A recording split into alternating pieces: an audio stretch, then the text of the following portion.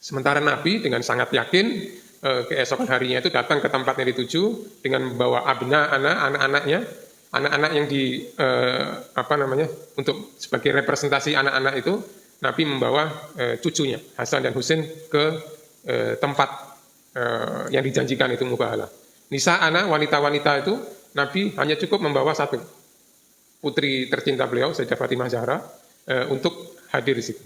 Dan anfusana wa anfusakum, diri kalian dan diri kami itu Nabi mengajak menantu beliau Sayyidina Ali bin Abi Thalib. Jadi Nabi mengajak keluarga terdekat beliau, keluarga yang paling beliau cintai, menunjukkan ketinggian keyakinan beliau bahwa sangat yakin gitu Nabi itu tentang kebenaran yang disampaikan itu, sehingga ini keluarga terdekatku yang paling aku cintai gitu. Ini aku bawa. Kan Nabi Isa itu juga sama dengan adalah Muslim ya Pak ya, Islam gitu semuanya Nabi. Tapi kenapa kalau sekarang itu ada Nasrani, itu dari mana Pak? Asal kata kenapa disebut agama Nasrani atau Katolik atau Kristen? Bismillahirrahmanirrahim. Assalamualaikum warahmatullahi wabarakatuh. Alhamdulillahirabbil alamin, wassalatu wassalamu ala Rasulillah sayyidil mursalin wa ala alihi wa sahbihi wasallam. Alhamdulillah, puji syukur kita panjatkan kehadirat Allah Subhanahu wa taala yang masih memberikan kesempatan kepada kita untuk bersama-sama kita duduk di tempat yang mulia ini, di majelis yang insyaallah dipenuhi dengan curahan rahmat dan maghfirah dari Allah Subhanahu wa taala. Semoga Allah Subhanahu wa taala memberikan kasih sayangnya, curahan kasih sayang dan ampunannya kepada kita semua. Amin ya Allah rabbal alamin. Baik, kita akan coba melanjutkan kajian kita terkait surat Ali Imran, mulai ayat yang ke-59. Kita baca dulu ayat 59. A'udzubillahi minasyaitonirrajim. Bismillahirrahmanirrahim. Inna mathala Isa 'indallahi kamathali Adam khalaqahu min turabin thumma qala lahu kun fayakun, ila akhir ayat. Wallahu a'lam birabbil muradi. Pada ayat-ayat yang sebelumnya, yang tadi juga disinggung oleh Pak Arif, Allah Subhanahu wa taala menunjukkan pembelaan Allah kepada Isa alaihissalam, Nabi Isa alaihissalam, kepada orang-orang yang memusuhi beliau. Jadi kaum Bani Israel itu terkenal sebagai orang yang memiliki karakteristik materialistik yang tinggi gitu ya. Jadi mereka itu terkenal sebagai orang atau kaum yang ingin semuanya itu nyata, semuanya kelihatan. Semuanya itu logis, ada mengikuti hukum sebab akibat yang menurut pemahaman mereka secara material gitu ya. Jadi ketika mereka mendapati adanya fakta bahwa Siti Maryam itu memiliki anak, mengandung anak dan kemudian melahirkan anak sementara tanpa ayah, tanpa ada ayah tanpa ada lelaki yang mendekati atau menyentuh Sayyidah Maryam ini, maka mereka menganggap bahwa ini nggak mungkin kalau nggak ada yang menyentuh itu, sehingga mereka kemudian menganggap bahwa Siti Maryam ini sudah melakukan zina gitu. Sehingga Nabi Isa alaihissalam ini difitnah, dituduh oleh mereka ini sebagai anak zina.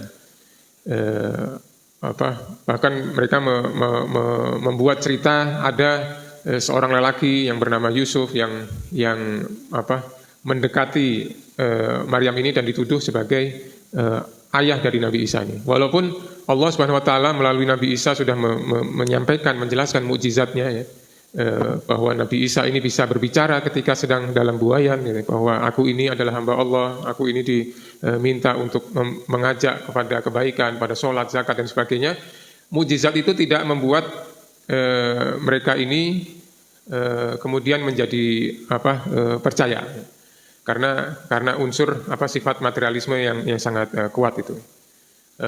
Walaupun ada beberapa sebab lain seperti kepentingan yang terganggu dan sebagainya yang menyebabkan Nabi Isa ini kemudian difitnah ya, sehingga kemudian Bani Israel ini mendekati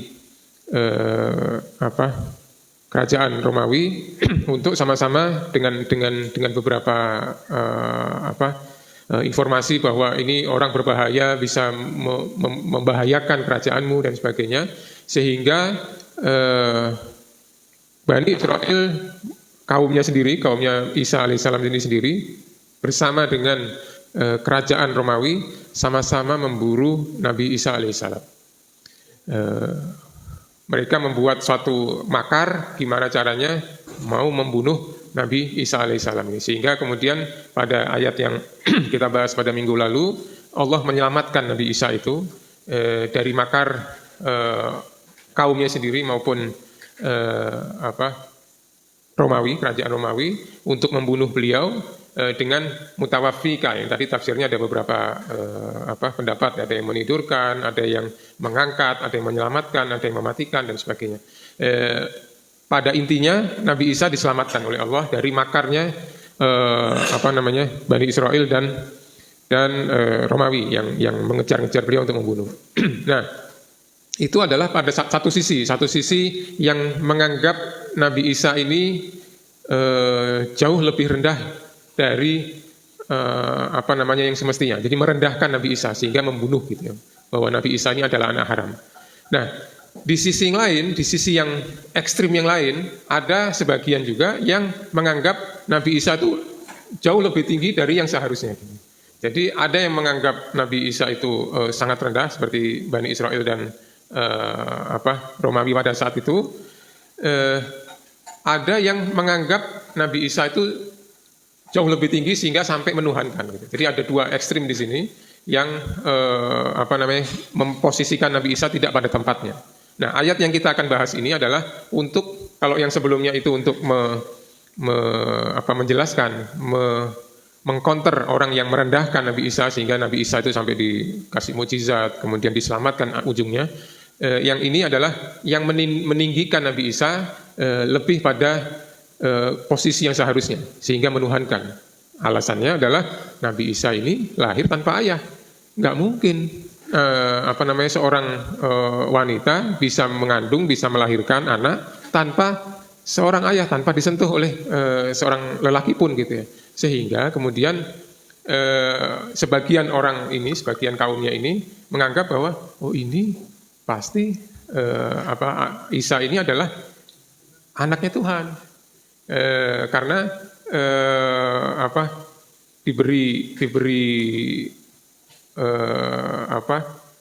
suatu keanehan gitu ya, sehingga sel telur tanpa dibuahi oleh spermatozoid itu bisa menjadi janin dan kemudian melahirkan anak. Nah, ini yang kemudian dibantah oleh ayat yang kita akan bahas ini, yaitu ayat 59 itu dikatakan bahwa inna mathala Isa indallahi kamathali Adam. Sesungguhnya ya, permisalan atau perumpamaan Isa itu di sisi Allah adalah seperti Adam. Engkau mengetahui kan Adam itu, semua sepakat bahwa Adam itu diciptakan dari tanah. Ya, di sini disebut khalaqahu min turab, bahwa Allah menciptakan Adam itu dari tanah. Nggak ada ayah, nggak ada ibu. Kalau Isa ini masih ada ibunya. Adam ini nggak ada ayah, tidak ada ibu. Bisa tercipta manusia yang sempurna, yang kemudian menurunkan anak-anak yang sampai generasi akhir nanti gitu. Kalau sedangkan tidak ada agama, tidak ada kelompok yang menganggap Adam itu sebagai Tuhan atau anaknya Tuhan gitu. Nah, padahal Adam alaihissalam ini adalah tercipta manusia tanpa ayah, tanpa ibu. Nah, sementara Isa masih ada ibunya, cuman nggak ada ayahnya. Gitu. Nah, sementara kalian termasuk yang menganggap menuhankan Isa atau menjadikan Isa sebagai anak Tuhan itu, ini masih ada ibunya. Mana yang lebih aneh, lebih ajaib gitu, Adam atau Isa. Nah, sementara semua sepakat, mau Yahudi, mau Nasrani, mau Islam, mau apapun itu nggak ada yang menuhankan Adam. Nah, ini argumentasi yang diberikan oleh Al-Quran yang seperti argumentasi yang sangat menohok gitu ya, kepada orang yang menuhankan Nabi Isa atau menganggap Isa sebagai anak Tuhan. Loh, Adam yang tanpa ayah tanpa ibu aja itu bisa tercipta gitu ya. Sementara Isa kok kamu tuhankan dengan alasan tidak ada ayahnya. Di sini disebutkan bahwa khalaqahu min turabin tsumma qala lahu kun fayakun. Diciptakan dari tanah, kemudian Allah kemudian mengatakan kun fayakun, jadi maka jadilah. Jadi ini juga kalimat yang sama yang disebutkan pada ayat ketika Allah menciptakan Nabi Isa, gitu ya. Nabi Isa alaihissalam dari Siti Maryam tanpa ayah. Waktu itu sempat saya menyampaikan bahwa adanya kalimat kun fayakun ini bukan berarti Allah Subhanahu wa taala membutuhkan kalimat kun gitu ya, walaupun cuma 2 huruf untuk menciptakan sesuatu tanpa proses gitu ya. Kun fayakun ini menunjukkan bahwa begitu mudahnya, begitu cepatnya Allah kalau berkehendak melakukan atau menjadikan sesuatu, maka dengan cepat semua itu akan terjadi sesuai dengan kehendak Allah Subhanahu wa taala. Jadi bukan berarti Allah bergantung pada kalimat kun gitu ya, karena Allah itu qiyamuhu binafsihi, tidak bergantung pada apapun gitu, termasuk kata atau kalimat kun fayakun. Dan juga kalimat kun fayakun ini juga tidak berarti bahwa Allah menciptakan itu tanpa proses. Jadi bisa kita melihat di dalam cerita atau kisah Maryam ini dan lahirnya Nabi Isa alaihissalam, itu Siti Maryam juga mengandung, hamil. Susah juga pada saat hamil itu, melahirkan juga sakit gitu ya, lemah dan kondisi lemah sehingga diminta untuk menggoyangkan kurma yang kemudian makan kurma dan sebagainya. Itu proses. Jadi walaupun disebutkan di situ kun fayakun, tetap ada Allah menghendaki ada proses. Jadi kun fayakun itu bukan berarti satu sisi Allah membutuhkan kun fayakun, di sisi lain juga bukan berarti Allah menciptakan segala sesuatu dengan kun fayakun itu tanpa proses. Nah ini juga di sini disebutkan bahwa Adam itu disebutkan khalaqahu, diciptakan dari tanah, kemudian dikatakan kun fayakun maka jadilah Adam. Itu bukan berarti antara tanah sampai jadi Adam itu nggak ada sesuatu gitu, nggak ada proses gitu. Allah hanya menyebutkan awalnya dan akhirnya, A-nya sama Z-nya gitu ya. Tapi B, C, D-nya tidak disebutkan. Jadi itu silahkan ilmu pengetahuan mungkin bisa menjelaskan itu ya. Di ayat-ayat yang lain ada menjelaskan beberapa proses gitu ya yang disebutkan, ada turab, ada tin, ada sol gitu ya. Jadi air, ada turab ini tanah yang kering, yang belum bisa menyatu gitu, ya tanah yang seperti debu gitu ya tanahnya. Ya, kemudian nanti jadi ada air, itu beda lagi, tin nanti ada yang sudah kaku seperti kalau kita membuat patung, itu beda lagi bahasanya, lempung beda lagi bahasanya. Nah jadi itu ada proses gitu sampai nanti akhirnya jadi manusia gitu ya, yang kemudian ujungnya ditiupkan ruh gitu oleh Allah Subhanahu wa taala, jadilah manusia yang sempurna gitu. Nah, ada yang mengatakan bahwa kalau kita ingin lihat proses dari A sampai Z-nya, orang hidup menjadi dari awal ke akhir, kita juga bisa melihat dari akhir nanti menuju kembali ke keadaan semulanya seperti apa gitu. Kalau kita orang lihat yang orang meninggal itu pertama biasanya terus kemudian dingin, terus kaku terus nanti lama-lama ketika mencair gitu. Ketika mencair nanti lama-lama terus jadi menyatu dengan tanah lagi. Nah, kira-kira prosesnya itu ada proses gitu ya. Jadi dari awal turab sampai menjadi ditiupkan ruh jadi Adam. Nah, ini yang ayat yang mengcounter kepercayaan sebagian pengikut Nabi Isa yang justru menganggap Isa itu sebagai Tuhan atau anak Tuhan. Kemudian ayat selanjutnya, ayat 60 disebutkan al-haqqu mir rabbika fala takum minal mumtarin. Al-haq itu kebenaran yang sempurna gitu. Ada alif lam itu menyebut bentuknya al-haq, itu ada isim ma'rifah di situ. yang menyebutkan bahwa diartikan dimaknai sebagai kebenaran itu al-haq, itu seperti kalau dalam bahasa Inggris the gitu. The child itu anak yang itu gitu. Al-haqqu kebenaran itu gitu. Atau bisa juga hak di situ adalah pakai alif lam di situ disebut sebagai kebenaran yang sempurna itu adalah dari Tuhanmu. Jadi bahwa Isa diciptakan dari seorang ibu tanpa ayah, Adam tanpa ayah tanpa ibu, itu adalah sebuah al-haq, kebenaran.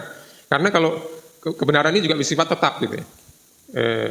Beda dengan kebohongan. Yang kebohongan itu selalu berubah-ubah. Ketika ketemu sesuatu yang mengganjal, dia akan mencari dalih yang lain. Seperti misalkan ketika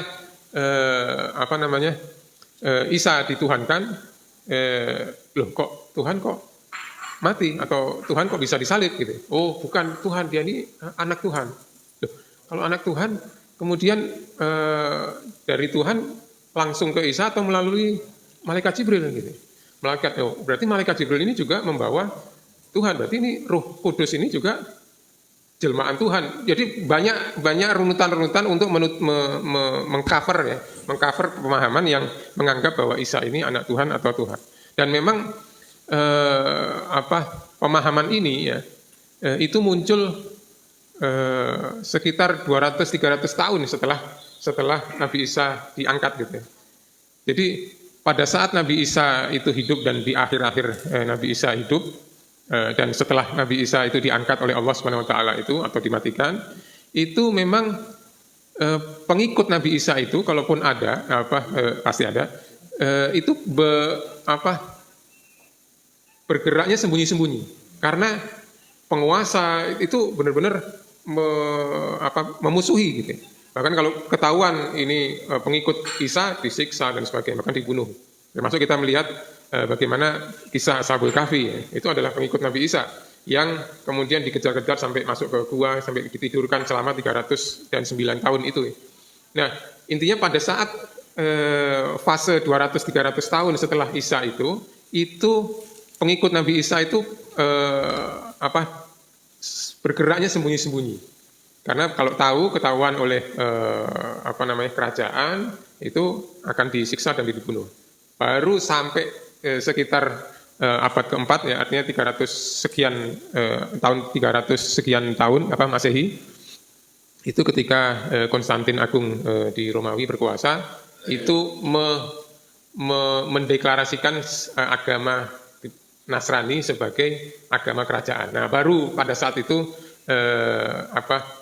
naik lagi. Nah, pada saat itu sudah banyak pemahaman-pemahaman yang salah-salah tadi, yang termasuk menuhankan anak Tuhan dan sebagainya, itu pada saat itu.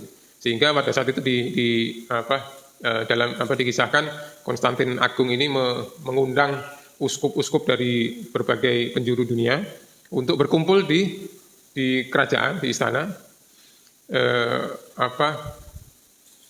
untuk menyepakati. Karena banyak pemahaman yang beda-beda gitu. Ini Isa ini mau kita sepakati sebagai apa? Sebagai Tuhan, sebagai anak Tuhan gitu, atau gimana? Karena berbagai pemahaman yang berbeda-beda, jadi perbedaan pendapat di antara kaum Nasrani itu sendiri pada saat itu. Sehingga dari sekitar hampir 2000 uskup yang diundang itu, yang hadir hanya sekitar 300-an, dan kemudian menyepakati itu ada konvensi Tuhan Putra, Tuhan Anak, Tuhan Bapa dan sebagainya itu pada tahun 300 sekian Masehi itu. Saya lupa namanya ada kesepakatan itu ya. Itu yang menjadi dasar sampai sekarang gitu. Nah, itu artinya baru belakangan kejadian itu ya.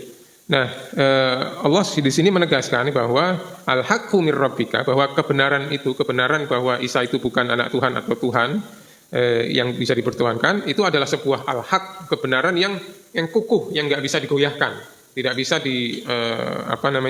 diguncang oleh apapun, karena dia berasal dari mir rabbika, dari Tuhanmu.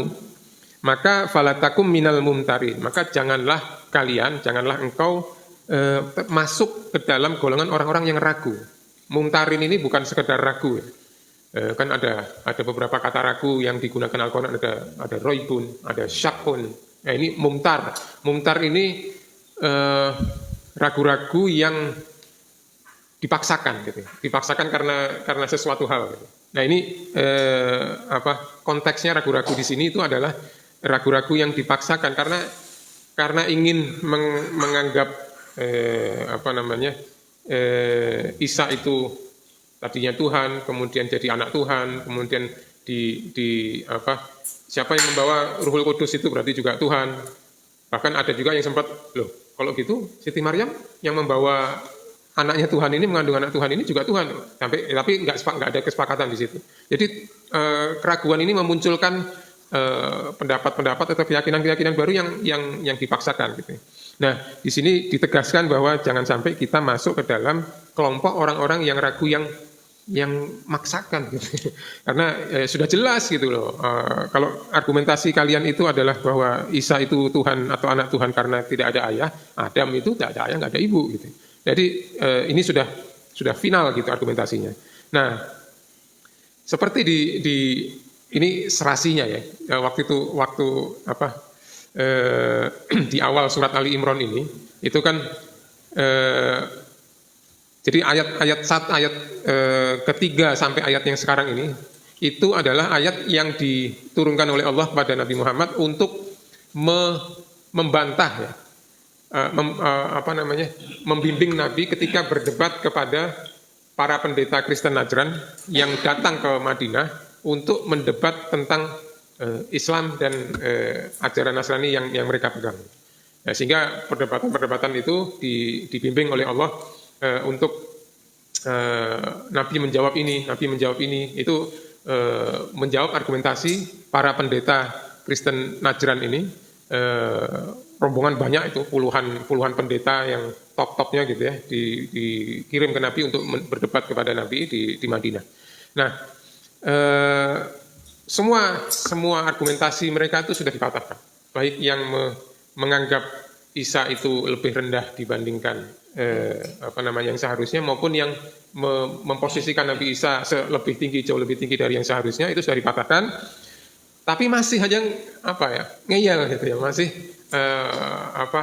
nggak mau menerima gitu. Maka pamungkasnya di ayat yang ke-61 ini, faman hajjaka fihi mim ba'di ma ja'aka minal ilmi, apabila ketika engkau sudah menyampaikan argumentasi yang sangat kuat dan tidak terbantahkan itu, tapi masih dihujah, masih dibantah dalam hal ini, setelah datang kepadamu itu ilmu manja'ak, jadi ilmu yang datang kepada Nabi, dalam arti di sini bukan Nabi yang mencari, tapi ilmu itu datang kepada Nabi, dalam hal ini wahyu,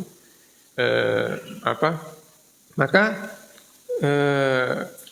Nabi kemudian diperintahkan oleh Allah, fakul, maka katakanlah, ta'alau, kemarilah, ta'alau nad'u abna'ana wa abna'akum, ajaklah, panggillah anak-anakmu, anak-anak kami, anak abna'ana wa abna'akum, ajaklah anak-anak kami dan anak-anak kamu, wa nisa'ana wa nisa'akum, dan wanita-wanita kami dan istri-istri kami dan istri-istri kamu, wa anfusana wa anfusakum, dan diri-diri kami dan diri-diri kalian.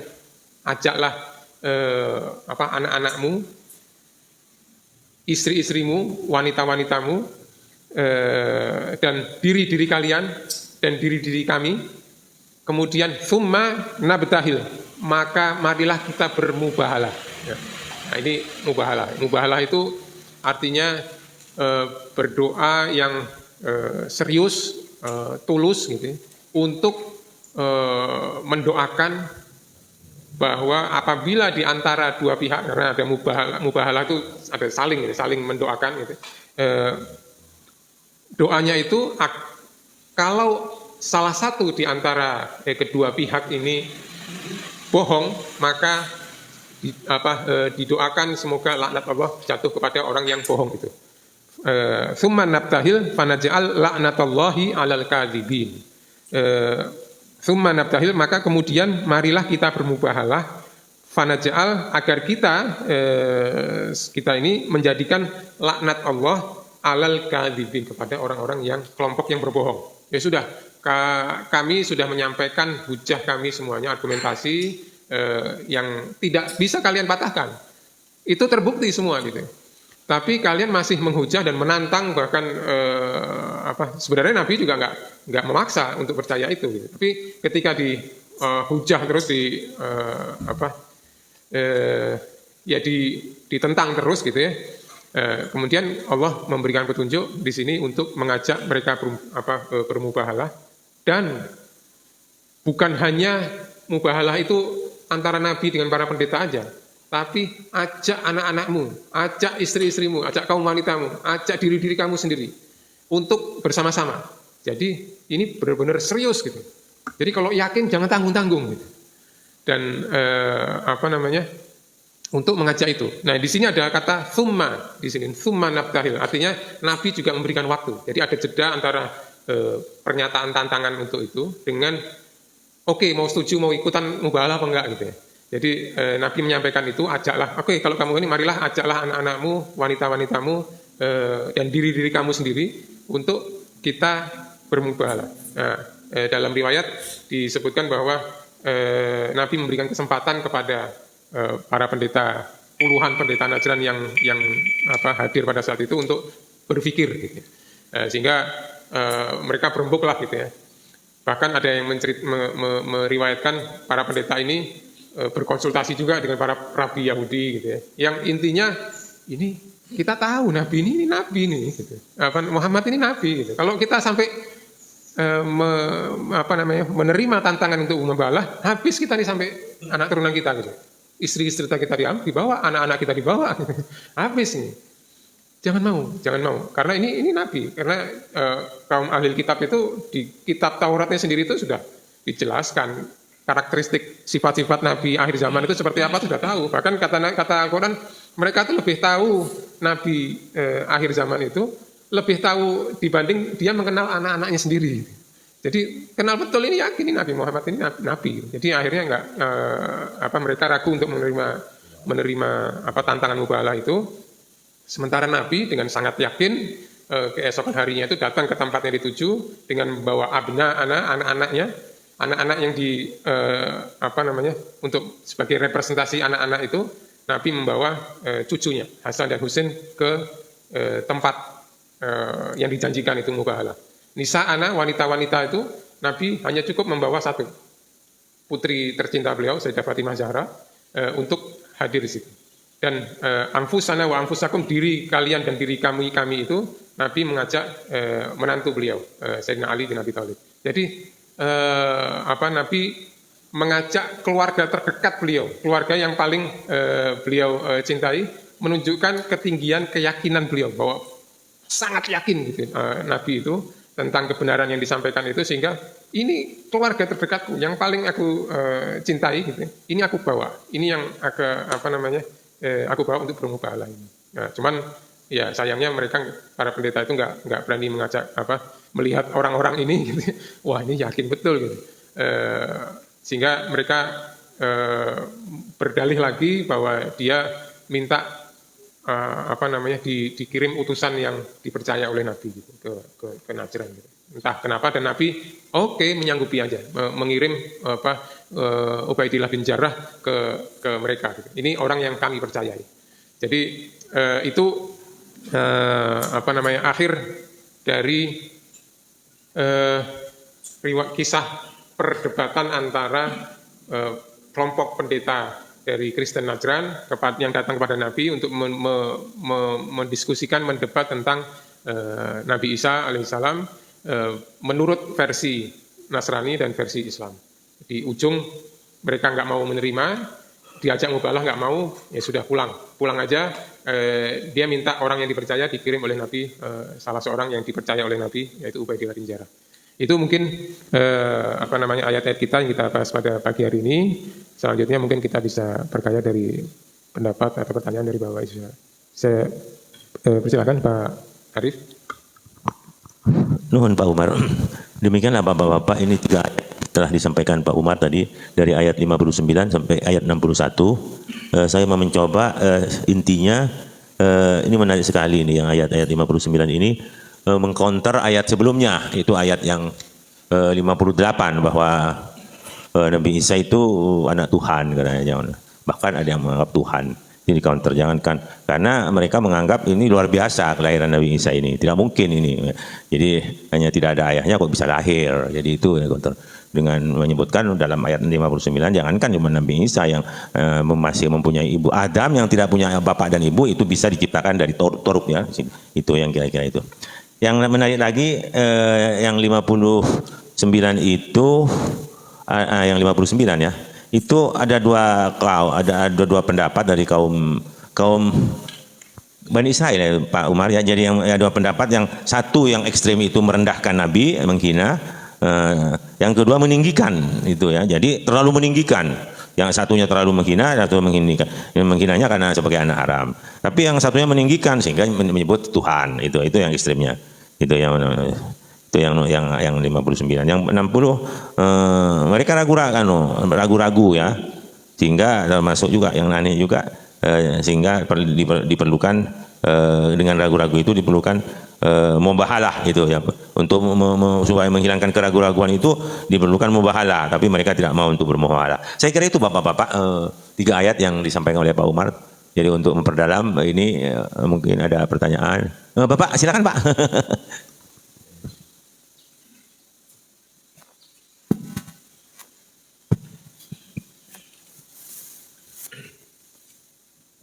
Assalamualaikum warahmatullahi wabarakatuh. Waalaikumsalam. Terima kasih atas waktunya Pak. Yang saya akan tanyakan mengenai setelah mendengarkan apa yang disampaikan oleh Pak Ustadz Umar.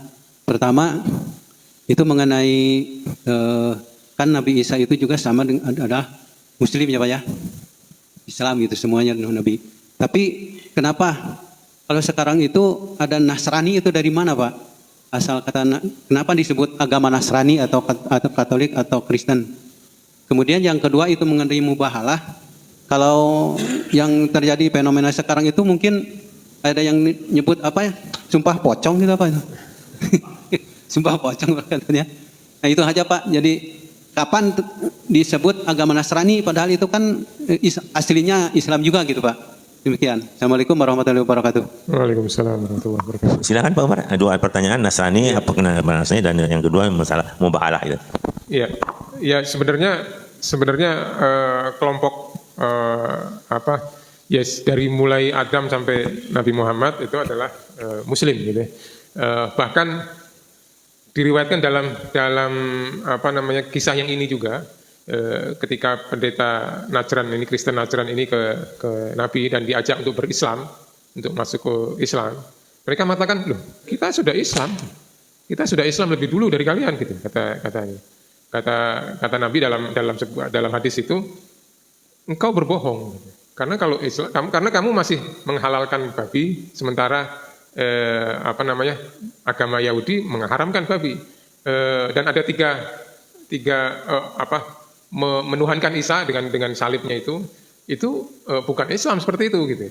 Jadi mereka sendiri juga menganggap bahwa mereka itu Muslim gitu. Nah,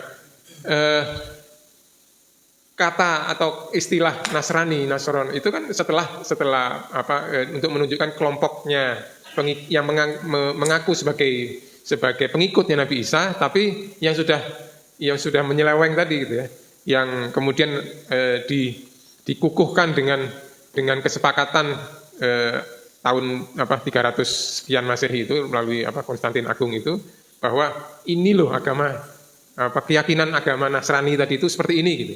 Yaitu dan kemudian sekarang menjadi yang penganutnya terbesar sampai 2 miliar lebih gitu ya. Itu pengikut orang yang pahaman yang keyakinannya itu disepakati melalui konvensi pada saat abad 300-an itu, abad keempat ya, 300 sekian Masehi. Jadi mulai saat itu sampai sekarang diistilahkan disebut sebagai kelompok Nasrani. Tapi juga di dalam situ juga bermacam-macam gitu ya. Bermacam-macam pendapat, bahkan baru abad 15 kemudian pecah gitu ya, menjadi ada Katolik, ada Protestan gitu ya. Itu baru abad ke-15 gitu. Muncul agama baru gitu ya. Itu pun di Kristen Protestan maupun di Katolik juga ada firqah lagi gitu yang beda-beda gitu. Ya sebagaimana Islam juga apa namanya banyak kelompok-kelompok itu, hanya tidak sampai menjadi agama baru gitu, membuat agama baru. Jadi itu kira-kira agama Nasrani itu. Kemudian saya nggak tahu ya sumpah pocong itu gimana. Jadi ya saya nggak tahu apa sumpah pocong itu seperti apa dan syariatnya seperti apa juga saya nggak tahu. Mungkin yang lain tahu bisa menjelaskan. Nasrani itu apa artinya gitu? Nasoro itu sebenarnya apa artinya itu penolong ya, penolong. Jadi ya sama kayak Ansor gitu kan, penolong itu kelompok Ansor. Nasoro jadi kan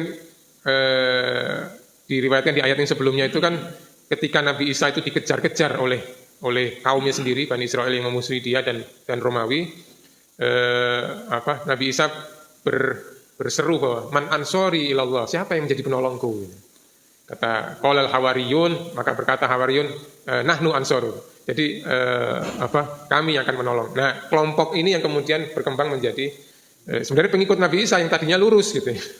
Ya, tadinya lurus, kemudian mungkin karena diam-diam gitu ya, karena ditekan gitu ya, sehingga kemudian banyak berkembang pemahaman-pemahaman yang berbeda-beda. Ya masih ada yang lurus, masih ada gitu ya. Cuman ya yang kemudian dipatok ini ya, yang di luar ini nggak boleh gitu. Nah distandarkan, nah itu standar yang salah gitu. Sampai sekarang. Itu mungkin. Wallahu a'lam.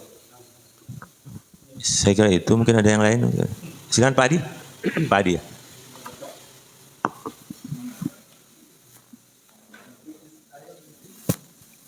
Assalamualaikum warahmatullahi wabarakatuh. Waalaikumsalam warahmatullahi wabarakatuh. Kalau nggak salah, Nasrani itu asalnya dari Nazaret, Pak. Nazaret. Ya, Awal-awalnya kan Isa mau disalib di tempat Nazaret. Ini yang mau saya tanyakan gini, Pak. Pola pikir masing-masing dari Bani Israel maupun yang baik dan buruk. Yang buruk itu biasanya ada pengaruh, Pak. Pengaruh misalnya dari jin, mungkin bisikan-bisikan jin yang membisikkan bahwa yang negatif itu kok jin. Terus kemudian yang positif yang baik itu mesti bisikan-bisikan dari Allah gitu, atau dari tempat-tempat yang baik juga. Nah, ada dua pola pikir yang mesti saling bertentangan. Nah, pola-pola pikir yang ekstrim tadi disebutkan itu kan muncul tiba-tiba atau memang sudah ada benih-benih permusuhan atau ada benih-benih benci, terus sehingga sampai ekstrim. Kemudian ada yang menimpali kalau sudah baik, pasti ada dibisikan-bisikan yang baik. Dan itu yang akan menguji-uji sehingga ada pertentangan, ada pro dan kontra. Nah, pro dan kontra ini terus berkembang, apakah zaman itu berkembangnya sampai ekstrim, sampai menyatakan bahwa Nabi Isa begini jelek, harus disalib, harus di yang namanya pro kontra harus disingkirkan. Terima kasih, Pak. Nah, pola pikir yang demikian itu ada campur tangan dari jin sama Allah. Terima kasih. Perbedaan yang ekstrim ya Pak Adi, antara yang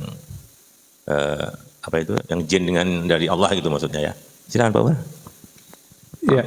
Ya sebenarnya bukan jin, ya jin juga ada yang baik ya, jangan mengeneralisir semua jin jelek. Manusia juga ada yang jadi baik, ada yang buruk gitu ya. Ya pada prinsipnya setiap manusia itu kan selalu punya dua pilihan ya, pertentangan antara dua jalan baik dan jalan buruk, jalan fujur, jalan takwa gitu. Intinya selalu punya dua jalan itu. Hawa nafsunya mengajak untuk berbuat buruk, sementara nafsu ilahiyahnya yang ditiupkan itu mengajak kepada kebaikan yang sisi takwanya itu ya. Itu dari dalam, dari luar ada yang menggoda itu setan. Setan ini bisa dari jin, bisa dari manusia, minal jinnati wan nas ya. Jadi yaitu memang kita hidup selalu berperang terhadap hawa nafsu dan setan gitu ya, godaan setan, supaya kita bisa lurus untuk kembali kepada Allah dengan baik.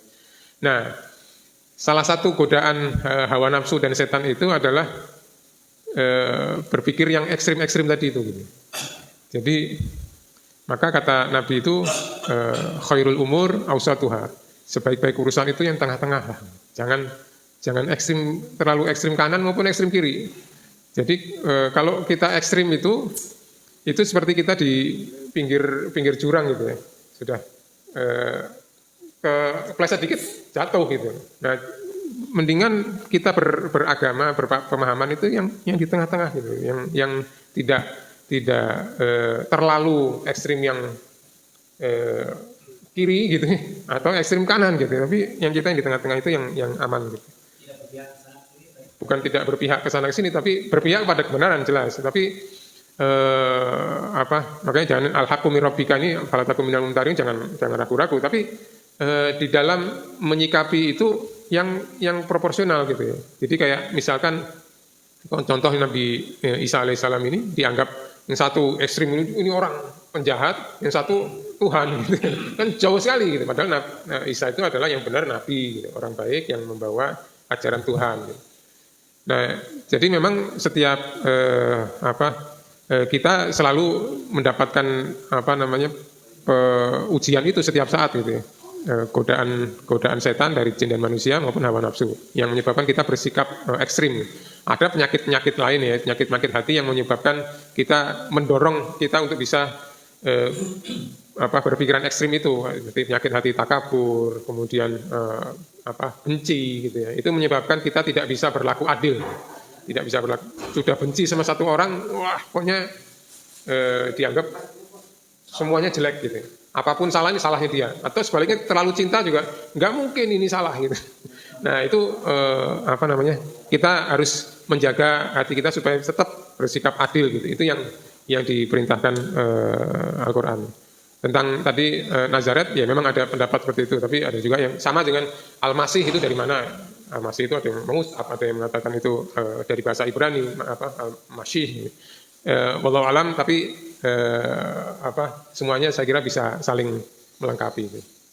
Itu mungkin Pak. Netral itu berarti kita nggak punya pendirian, Pak. Bukan. Pas kita kesana kiri kanan gitu. Bukan netral itu bukan berarti nggak punya pendirian. Ya. Bersikap adil itu yang diminta, bersikap adil itu. Kayak ada di ayat lain itu, janganlah kamu membenci suatu kaum sehingga kamu tidak bersikap adil. Bersikap adil lah, karena sikap adil itu lebih dekat pada ketakwaan. Jadi bukan artinya nggak punya pendapat gitu. Sama dengan Indonesia netral. Jadi Indonesia kan negara netral. Nah, Indonesia negara netral, tapi Palestina dibela karena itu ada. Saya kira itu. Mungkin ada yang lain mungkin. Ini Pak Umar sebelum ada yang lain, ini masih kalau kita ini terus mohon maaf mungkin tidak terlalu terikat kepada waktu karena Pak Umar ya. Tapi kalau Pak Umar ada keperluan, ini begini. Kalau kalau kaum Nasrani itu dalam hal ini Kristen, saya baca Nasrani itu sama dengan Kristen katanya gitu. Bahkan di Kristen sendiri ada banyak paham-paham barusan saya baca. Macam-macam lah pengertian soal Nasrani itu yang tadi sampaikan. Di dalam kamus besar juga beda-beda. Terus jadi kalau seumpama mereka yang percaya Nabi Isa itu Tuhan atau anak Allah, itu mereka tidak yakin bahwa ada penyebutan Isa itu Isa bin Maryam ya? Bukan, enggak ya? Tidak yakin bahwa Isa bin Maryam bin Imron. Kalau kita kan begitu Pak Umar ya. Kalau Islam Isa bin Maryam bin Imron kan. Tapi mereka tidak ya, kalau tidak akan begitu. Mereka meyakini bahwa Nabi Isa itu anaknya Maryam, tapi kan enggak, ayahnya kan Tuhan. Ya itu makanya keyakinan yang dipaksakan terus kemudian ya jadi menjadi loh. Kalau itu gimana? Maryamnya Tuhan juga dong gitu. Dan seterusnya. Padahal Maryam kan anaknya Imran gitu. Gitu. Istilah Muslim ya Pak. Mereka juga bisa mengatakan Muslim karena istilah Muslim itu sesungguhnya berserah diri kepada Allah kan, kepada Tuhan. Saya juga berserah diri dong kepada Allah katanya. Jadi saya Muslim. Benar nggak kira-kira Pak Umar kalau mengatakan dia Muslim? Ya Muslim itu kan berserah diri ya. Artinya ketika dia memang di dalam keyakinan dia kebenaran itu adalah ini gitu, dan bukan karena dia tahu ada kebenaran yang lebih meyakinkan kemudian dia tolak karena mungkin keluarga dia ada begitu atau mungkin itu yang kafir gitu. Tapi ketika dia belum sampai kepada dia hujah yang meyakinkan dia bahwa ini salah yang dia itu. Nah itu dia masih ya itu apa namanya, Allah yang tahu. Ya, mereka yang keliru sesungguhnya. Ya mungkin setiap tapi Nabi Musa, Nabi Isa itu. Ya, ya kita nggak bisa menjudge orang ini sebenarnya punya keyakinannya seperti apa gitu. Kita kan nggak tahu gitu. Jadi ya serahkan pada Allah aja. Dia itu memang itu karena ini atau karena jangan-jangan dia karena ngelihat orang yang Islam kok pada nggak beres, nggak benar gitu. Ya, bisa jadi kita menutupi kebenaran Islam sendiri, keindahan Islam bisa jadi. Wallahu a'lam. Intinya ya itu serahkan pada Allah. Iya betul. Munculnya Kristen Protestan, kan ada yang selalu protes. Terus kemudian ada yang Advent itu aliran yang lurus saja ya, yang bersih. Nah, ada aliran-aliran yang selalu kontra. Nah itu terjadinya karena apa? Ya kalau yang Protestan itu kan Renaissance itu ya abad 15-16 itu karena sebenarnya kekuasaan gereja yang sudah melebihi semena-mena gitu ya sehingga menyebabkan wah ini nggak benar ini gitu. Sehingga terus kemudian muncullah Renaissance itu ya. Sehingga muncul agama baru. Nah, adapun kayak ada Advent, ada macam-macam Yehova ada segala banyak banget lah itu. Di Islam juga banyak macam-macam juga kan. Silakan Pak Aris, gimana Pak Aris ya? Silakan Pak Aris. Baik, mungkin saya akan fokus di masalah distorsi saja ya. Jadi kalau kita melihat sejarah itu kan selalu munculnya nabi baru itu dikarenakan distorsi tadi, karena melenceng tadi. Dan semua agama itu memang dari sononya ya, kalau kita sudah yakin gitu ya. Islam itu bahasa Arab. Jadi mungkin kalau waktu itu bahasanya bukan bahasa Arab ya, mungkin namanya apa, tapi artinya pasti itulah. Kalau kita agama tauhid itu artinya pasti. Dan setiap agama itu memang terkena penyakit melenceng.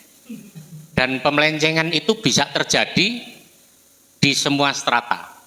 Lebih khusus itu orang yang berada di puncak komunitas. Makanya kekuasaan cenderung melenceng itu sudah sejak dulu. Jadi orang yang baik nanti ditunjuk jadi bupati itu lama-lama tergerus. Karena orang yang di atas itu kan seperti ada gula ada semut kan. Orang-orang itu akan berbondong-bondong mendekat dan semua orang yang mendekat itu tidak semuanya orang baik. Bahkan orang baik kadang seperlunya saja gitu. Tapi kalau orang yang tidak baik kadang memang betul-betul pengen berusaha mendekat dan dia membawa misi karena punya keinginan. Nah, orang yang baik digosok-gosok itu lama-lama kan ada sisi buruknya yang ada di kita. Katanya Pak Ahmad kan ada fujurah wa taqwa itu dua melekat. Kedua hal itu melekat gitu kan. Jadi dalam kondisi tidak ada hiruk pikuk fisik gitu kan, orang mendaur ulang itu. Makanya kalau di dalam manajemen itu kan pimpinan puncak bekerjanya itu saat dia tidak bekerja. Makanya kalau pimpinan puncak sedang rekreasi, dia tuh menghimpun sistem gitu kan ya. Jadi akhirnya nanti begitu pulang, tahu-tahu kumpulin semua layer di bawahnya itu bahwa itu gini. Itu semuanya policy dimunculkan saat terjadi kejernihan itu. Nah, walaupun itu terjadi kejernihan, itu tetap benih-benih negatif itu juga masuk kalau kita nggak bisa menangkap. Nah, kembali lagi bahwa apakah di Islam juga ada kecenderungan untuk belok-belokan banyak sekali gitu kan. Cuman kita kembali lagi, Islam itu cuman diuntungkan karena Qur'annya itu masih jelas gitu loh. Bahasanya masih jelas, bisa ditelusurin dan terus berkembang dipelajari. Masalahnya itu saja. Kalau yang lainnya kan ibaratnya kan kalau ginilah, kita lihat perkembangan alam itu kan selalu berkembang ke arah yang lebih mutakhir gitu kan. Jadi ibaratnya komputer itu dia masih komputer awal itu kan, sekarang sudah Pentium berapa gitu kan ya. Nah itu akan terus berkembang. Nah Quran ini bahan bakunya untuk pengembangan itu terus gitu kan. Tapi bahan bakunya itu, jadi biangnya itu tetap ada utuh, masih bahasa aslinya, masih bisa ditelusurin, apalagi zaman sekarang menelusuri ke mana-mana pun ada hal yang tegas. Makanya semakin ke sini kita kan banyak mendengar bahwa banyak misi-misi khusus yang tujuannya itu mau pengen menghancurkan Islam lewat dari dalam. Tapi para orang-orang top yang disusupkan ke agama Islam untuk mempelajari supaya nanti mencari-cari kelemahannya itu, begitu dia berhadapan dengan Quran, hancur dia, malah masuk Islam. Kan kebanyakan seperti itu. Karena apa? Ya karena Quran gitu loh. Mungkin kalau mempelajari hadis katakanlah gitu ya. Hadis itu yang kira-kira betul-betul bisa diinikan kan ada stratanya yang ada di situ. Bisa aja memunculkan hal yang kira-kira. Tapi begitu dia lari ke Quran, dia nggak bisa apa-apa. Kemudian semakin perkembangan ke sini, semua penemuan-penemuan yang dulu tidak terpikirkan sekarang muncul itu semakin memperkokoh yang ada di situ. Saya yang betul-betul agak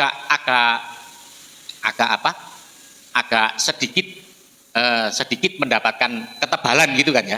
Ketika saya mempelajari cloning gitu. Saya kan dulu kan belajar mengkloning anggrek itu kan. Anggrek itu kan bukan generatif kan itu kan.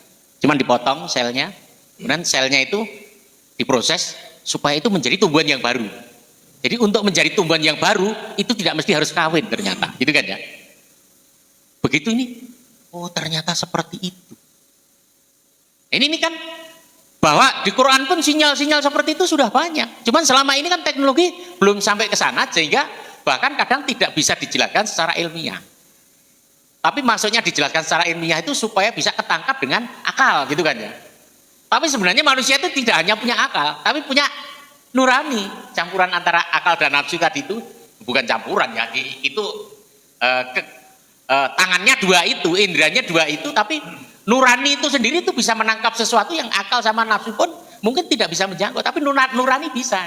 Nah kadang nurani ini ketutup juga terhadap hiruk pikuk. Makanya kan nurani itu jernihnya ketika kita itu lepas dari hiruk pikuk.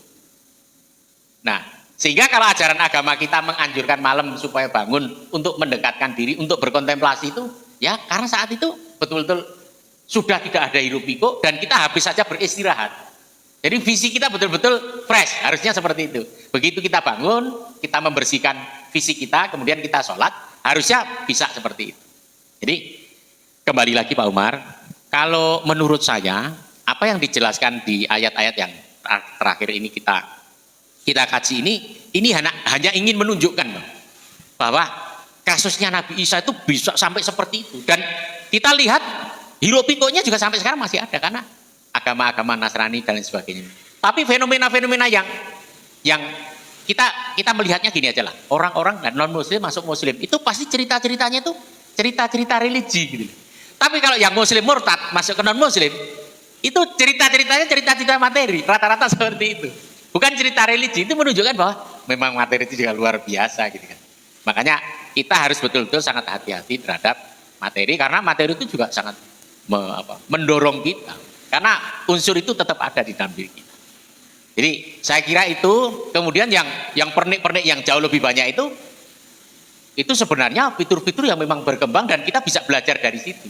Tapi kalau tadi kita simpulkan, kita urutkan itu ya tadi itu dari sejarah itu. Setiap ini terus nanti ini melenceng, muncul ajaran yang baru. Ajaran yang baru itu sebenarnya garis lurus gitu kan. Oh, sama dengan itu. Quran juga mengatakan, loh Injil ada di Quran. Taurat ada di Quran. Oh, berarti lurus itu. Iya, lurus. Kenapa dulu hanya kalau katakanlah Quran ini isinya ada Injil, ada Taurat. Kenapa dulu hanya Injil saja? Dan Injil ini juga ngambil Taurat juga gitu kan ya. Lah kalau Taurat ya tadi itu kan dunia kan berkembang. Jadi bahan baku itu memang seolah-olah kitab-kitab ini sebagai penyempurna gitu. Nah, tapi begitu Quran sudah mendeklar bahwa ini yang paling sempurna, kan sudah aku sempurnakan bagimu agamanya tetap gitu. Jadi agama Islam yang sudah sempurna artinya apa? Loh, berarti sudah nggak berkembang, tapi berkembangnya dipandu dengan Quran ini. Quran ini sudah bisa memandu dan orang sudah bisa menggunakan Quran itu untuk mengembangkan segala sesuatu. Gitu.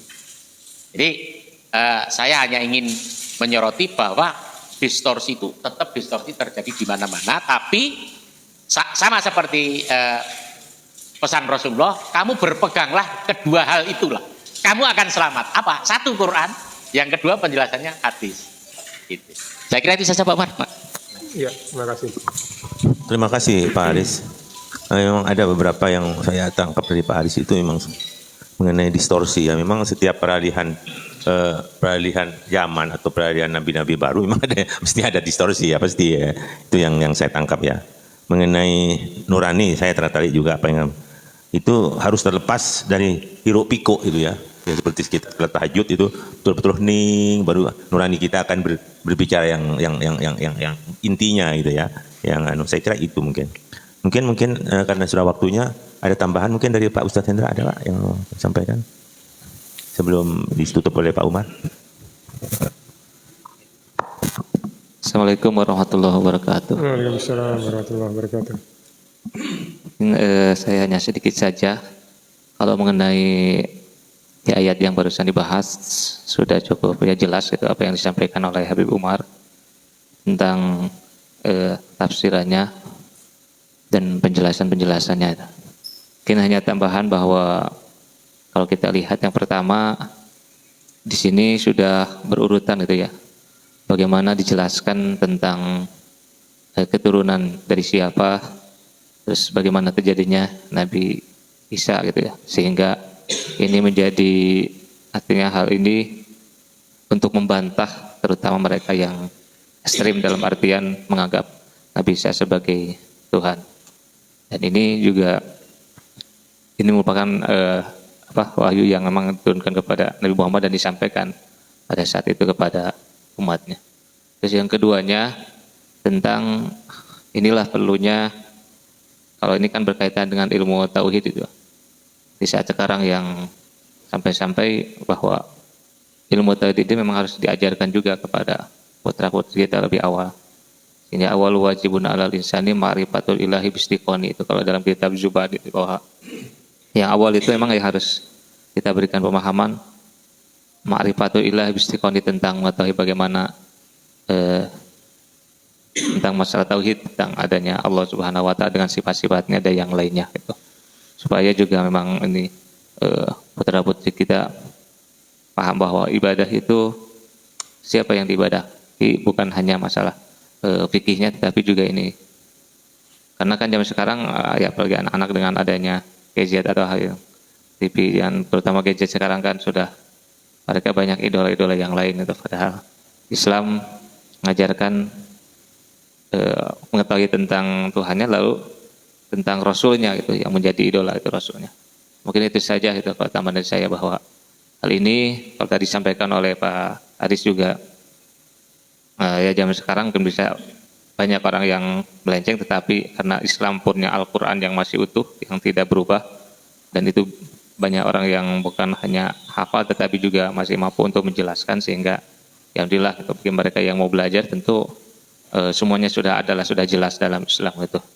Nah, bagaimana juga ini bisa kita sampaikan ke generasi-generasi yang tentunya di saat ini mereka mengidolakan ataupun kurang dalam memahami tentang ketauhidan itu sendiri. Mungkin itu saja.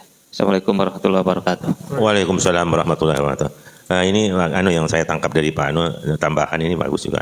Yang apa yang disampaikan Pak Aris itu yang penting nomor satunya tauhidnya ya. Tauhid itu yang artinya meyakini bahwa Allah adalah satu-satunya pencipta, pemilik dan pengendali alam raya. Jadi apa saja yang Allah kehendaki ya itu kita harus yakin ya kan. Adam juga diciptakan oleh Allah, Isa juga diciptakan oleh Allah. Yang penting itu, yang penting tauhid nomor satu apanya. Saya kira itu mungkin Pak Umar sebagai penutup kesimpulan Pak Umar. Oh ini Pak Umar masih ada nih ini. Oh, iya. Kalau semua tidak dianu nanti beliau nggak bisa tidur. silakan. Saya jadi Bismillahirrahmanirrahim. Jadi saya tertarik untuk bicara karena tadi disebut tentang akal, ya. Dan disebut juga tentang nurani. Sepanjang yang saya tahu, ya, akal itu terdiri dari dua komponen, yaitu komponen intelek dan komponen nurani tadi. Adapun komponen intelek itu yang menyebabkan kita berilmu. Kalau sekolahnya itu SD, SMP, SMA, S1, S2, S3 itu kemampuan intelek. Ya. Jadi kemampuan inteleknya boleh tinggi, tapi mereka yang kemampuan inteleknya tinggi itu tidak memakai nuraninya. Ada yang tidak memakai nuraninya, ada yang memakai nuraninya. Adapun nurani itu dia yang bisa membedakan yang hak dari yang batil. Itu nuraninya itu, ya. Sehingga orang beriman itu pakai inteleknya dan pakai nuraninya. Dan itu berhasil waktu di kejayaan Islam, berhasil mengembangkan ilmu demikian rupa, tapi yang tidak keluar dari kebenaran yang hak begitu. Jadi saya merasa bahwa akal itu komponennya dua, yaitu akal intelek dan akal nurani. Jadi kalau akal intelek saja tidak menjamin dia berada di jalur yang benar. Kalau akal nurani itu bisa membedakan yang hak dari yang batil. Itu saja yang saya sampaikan. Terima kasih. Terima kasih Pak Ahmad. Ini ada juga ya. Jadi akal itu ada dua, intelek dan nurani. Sebaiknya intelek ditambah nurani ya. Bukan pakai nurani maksudnya ya Pak. Tanpa nurani itu biasanya nggak kacau gitu ya. Bahkan ingkar mungkin nanti tanpa nurani. Saya kira itu mungkin ya. Mungkin Pak Umar siapa penutup komentar dari Pak Haris dengan yang Pak Ahmad.